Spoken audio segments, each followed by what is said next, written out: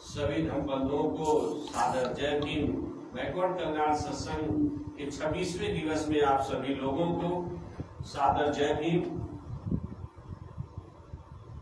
नमो बुद्धाय। साथियों, इसके पहले 25वें भाग में दिवस में तथागत भगवान बुद्ध को उनके 5 जो परिव्राजक अन्य थे, उन लोगों ने कपिलवस्तु की घटना का परिदृश्य तथागत भगवान बुद्ध या सिद्धार्थ गौतम को बताते हैं। सारी वृत्तांत बताने के बाद राजकुमार सिद्धार्थ से कहते हैं, सिद्धार्थ गौतम, अब आपको अपने गृह त्याग की प्रतिज्ञा को वापस ले लीजिए। जैसा आप चाह रहे थे वैसा वहां पर परिवर्तन आ चुका है। यह तथागत भगवान बुद्ध के लिए बहुत बड़ा धर्म संकट में था कि अब हमें क्या करना। यह देश की सबसे बड़ी विडंबना रही कि जब भी कोई व्यक्ति सही बात बोलता है तो वह कड़वा लगता है, और कड़वा लगने से लोग तात्पर्य समझते हैं कि ये गलत बोल रहा है और चले जाते हैं। तथागत भगवान बुद्ध जिसे आज दुनिया ज्ञान समझ रही, बुद्ध ज्ञान समझ रही है, जब वह ज्ञान देते थे तो लोग उनकी बातों को अवहेलना करते। शुभारंभ में ही अवहेलना हुई और लोग उनसे दूर होते गए। जब वो दूर हो गए तब उनको समझ में आया कि वो तो सही कह रहे हैं। आज भी आपको हर गली में, हर जगह बैकवर्ड समाज में देखने को मिलेगा कि सही बोलने वाले को नकारते हैं, और जो मीठा गलत सही बोलता है उसे स्वीकारते हैं, और शुगर के मरीज की तरह लाइलाज बीमारी बन के रह गई है। इसलिए साथियों, सही बोलने वाले का जो साथ देता है वही हमेशा खुश रहा है, सफल रहा है। यह इतिहास गवाह है। तो इस स्थिति में तथागत भगवान बुद्ध धर्म संकट में पड़ गए कि जो समस्या के निवारण के लिए मैं गृह त्याग किया था, उस समस्या का निराकरण हो चुका। तो एक बड़ी समस्या सामने तथागत भगवान बुद्ध को आई। अम्बेडकर साहब द्वारा लिखी पुस्तक बुद्ध एंड हिज धम्मा में तथागत भगवान बुद्ध के जीवन के दृश्य में कि सबसे बड़ी समस्या उनके सामने आई कि जिस समस्या के लिए मैंने सबका विरोध किया था कि युद्ध न हो, कोली और शाक्यों के बीच में रोहिणी नदी के बंटवारे को लेकर के युद्ध न किया जाए, वह युद्ध टल चुका था और संघ का निर्माण होकर के दोनों कोली वंश और शाक्य में समझौता हो चुका था। तथागत भगवान बुद्ध राजकुमार सिद्धार्थ की बात को मान लिए। अभी धर्म संकट में थे, उस पर आज चर्चा है कि वो धर्म संकट से कैसे निपटे। तो जो 5 परिव्राजक थे द्वारा लाए गए समाचार ने कि शाक्य और कोलियों के युद्ध होना वो टल गया है, गौतम को बड़ा बेचैन कर दिया कि अब तो हमें क्या करना चाहिए। इस उद्देश्य के लिए हमें निकाला गया, हम निकले। सोचिए, अगर तथागत भगवान बुद्ध दृढ़ संकल्पित न होते, अगर वो देश निकाला न स्वीकारते, जेल में होते या कहीं होते तो मर गए होते, तो आज क्या हाल होता। फिर भी उन्होंने दृढ़ संकल्पता के कारण उनको कोई मार न सका। आगे अकेला होने पर वह बड़ी गंभीरता से सोचने लगे। जब वो तथागत भगवान बुद्ध अकेले हुए, सोचे कि हमें क्या करना चाहिए। जिस उद्देश्य की पूर्ति के लिए हम निकले थे वह तो वहां दूर हो गया, फिर भी हम देश से निकाला है, तो हमें उचित क्या है, इस पर विचार करें। उन्होंने अपने मन से ही क्वेश्चन करने लगे। समस्या होती है, जब भी मानव को समस्या होती है तो साथियों, हमारे भी ब्रेन में 2 ब्रेन होता है, एक लेफ्ट वेंट्रिकल होता है, एक राइट वेंट्रिकल। कभी कभी आप सोचते हैं कि जब कोई चर्चा होती तो पहले व्यक्ति अपने दोनों ब्रेन को सोचता, कि क्या करना चाहिए क्या नहीं, आपस में भी बात करते हैं।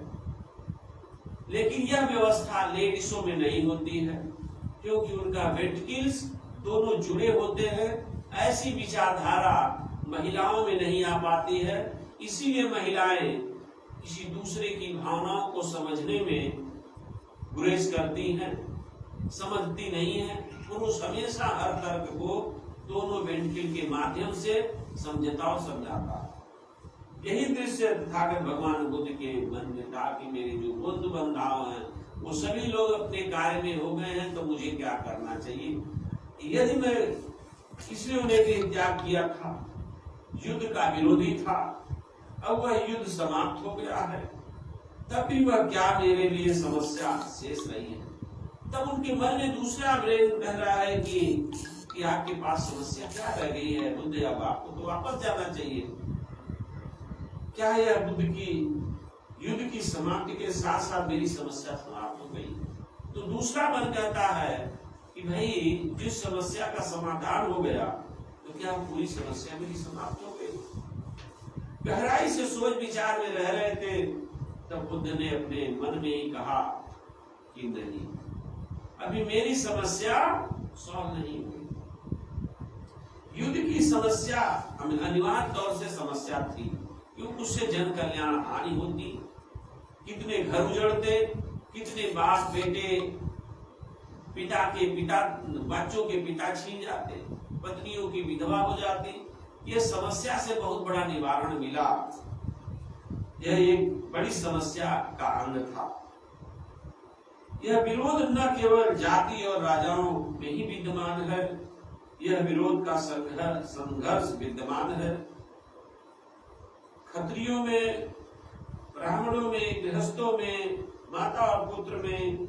यह जैसे जाति जो संघर्ष होते रहते हैं, राजा के संघर्ष होते हैं, गृहस्थ में संघर्ष होते हैं, माता पुत्र में होते हैं, पुत्र माता में होता है, पिता पुत्र में होता, बहन भाई में होता है, साथी साथी में होता है। यह जो संघर्ष होते हैं आपसी, वह संघर्ष का दुख अभी भी तथागत भगवान के बुद्ध में ब्रेन में था, जो अपने जीवन काल में देखते आए हैं। इसलिए उन्होंने कहा कि बड़ी समस्या तो सॉल्व हो गई, लेकिन जो मेन समस्या है वह अभी नहीं हुई। उस समस्या के निवारण के लिए, जो अभी आपने बताया कि जो जातीय समस्या तो बड़ी समस्या हो, लेकिन उससे बड़ी समस्या जातीय समस्या तो निवारण हो सकती है, देश की समस्या निवारण हो सकती है, लेकिन जो छोटी छोटी व्यक्ति के मन में जो 24 घंटा एक दूसरे से जीते हैं, अगर वह समस्या बनी रही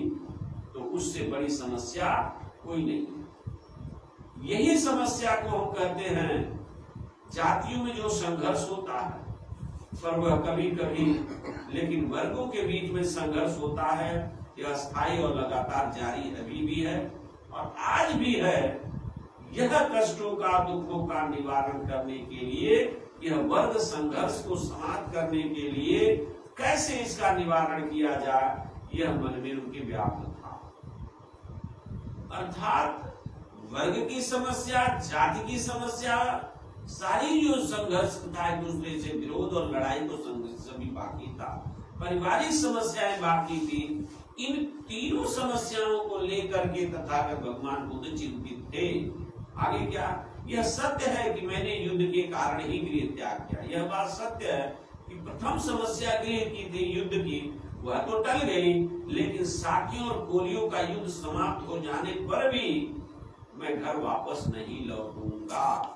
वह पत्थर की तरह दृढ़ संकल्पित थे और उस समस्या उनके सामने जो थी वह मानव के बीच में, स्त्री पुरुष के बीच में, पति पत्नी के बीच में, माँ बाप के बीच में जो समस्या थी वह अभी यथावत बनी है।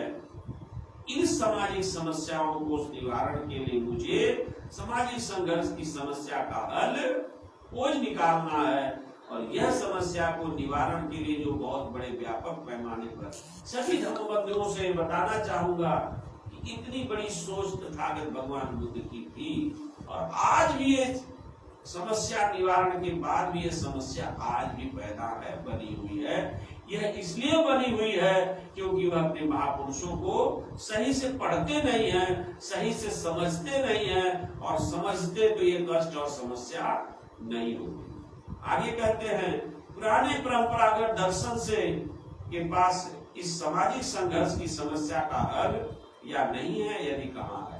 तब उन्होंने कहा कि इतने लोगों ऋषि मुनि दर्शन आए, इतने महापुरुष पैदा हुए, इतने लोग ऋषि पैदा हुए, लेकिन फिर भी ये समस्या यथावत क्यों बनी है, यह भी एक समस्या है। इसका निवारण मुझे ही करना पड़ेगा। इसलिए इसका निवारण के लिए वह वापस नहीं गए। क्या हम इन सामाजिक दर्शनों में से किसी एक को भी हल सही मान सकते हैं? अब आपके सामने देखिए, तथागत भगवान बुद्ध ने स्वयं पूछा मन से कि जितने दर्शन आए, क्या किसी ने समस्या सॉल्व किया? नहीं। तब जाकर के उसने हर परंपरागत, हर मत का स्वयं परीक्षण करने का निश्चय। अब तथागत भगवान बुद्ध जितने भी संप्रदाय थे, जितने ऋषि थे, जितने मठाधीश थे, सारे लोगों के पास जाने का निर्णय लिया। समस्या क्या निवारण कर पा रहे हैं? इसलिए साथियों, भगवान बुद्ध एक ऐसे वैज्ञानिक थे भारत क्या के कि दुनिया के सारी समस्याओं को निवारण का एक बिगुल लिया। उन्होंने इस बिगुल को बजाने का काम किए और समस्या का निवारण ढूंढ निकाले।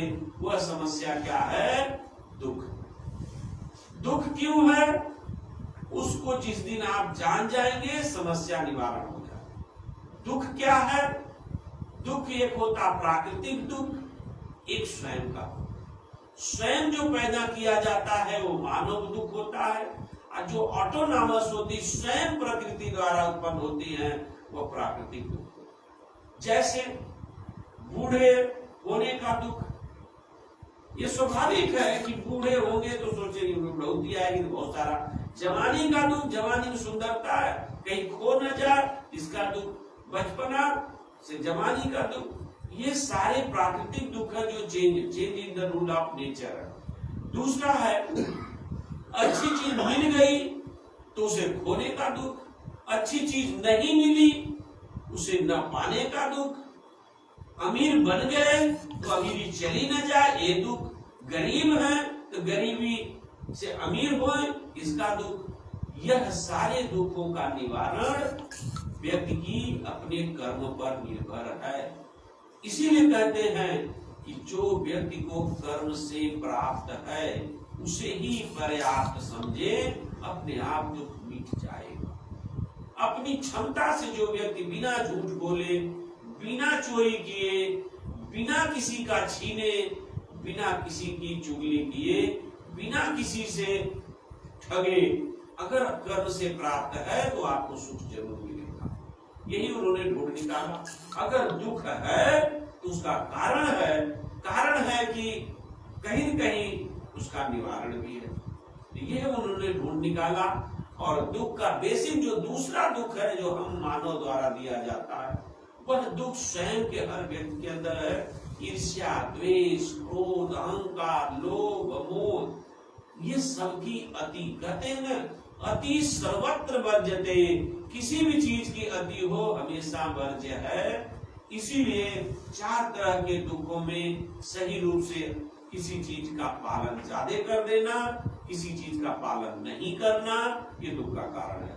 गलत पालन कर लेना दुख है, और कम पालन करना दुख है। इसीलिए कहते हैं प्रतिबद्धता। हर चीज नियम के अंदर रहेंगे तो आप प्रकाशमान होगे। एक बल्ब भी जलता है तो वो 4 बाउंड्री के अपने प्रतिबद्धता में जलता है। यही ज्ञान तथागत भगवान बुद्ध का अम्बेडकर साहब ने संविधान में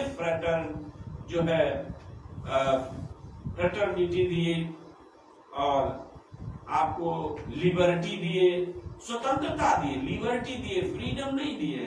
अम्बेडकर साहब ने यही बुद्ध के ज्ञान से लेकर के उन्होंने प्रियम्बल में लिबर्टी दिए हैं, अर्थात सही कार्य करने की स्वतंत्रता है।